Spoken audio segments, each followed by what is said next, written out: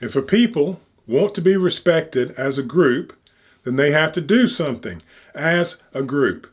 Like white people have gotten respect in the past for conquering the world, for inventing computers and trains and all sorts of wonderful stuff. And everybody, including the white people themselves, think, whoa, that is really something. Now, white people, since they have conquered the world and done so much, they've also done some bad stuff. And now they're being, lambasted for that. But if you look at the American Indian population, there are a lot of populations that have not done things. They've done some things, but not anything close to that magnitude. And until they do, they're not going to get respect as a group. And they're not even going to respect themselves if they look at the world like that and go, well, I'm part of this group and my group really hasn't done anything really huge like that. And so that's who I am. And I'm half-blooded American Indian, by the way. And my mother looked completely like an Indian, which might be surprising. And that is part of who I am, and I love it. And it has done things to me, that it makes me behave. I'm not a white man inside. I just look like a white man outside, and I like that.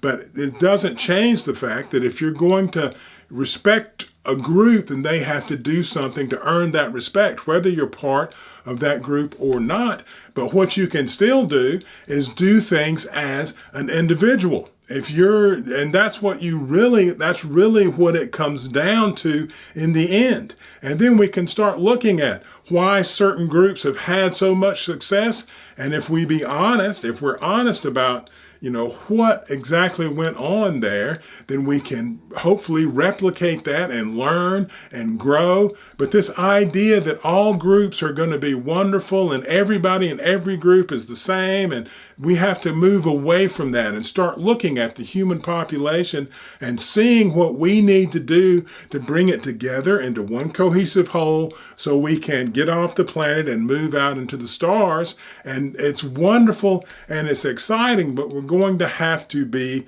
real. We can't live in this, fantasy idea that's really kind of childish, that if we all hold hands and just be nice, that everything is going to be fine. We're going to have to look at ourselves very closely, very honestly as individuals.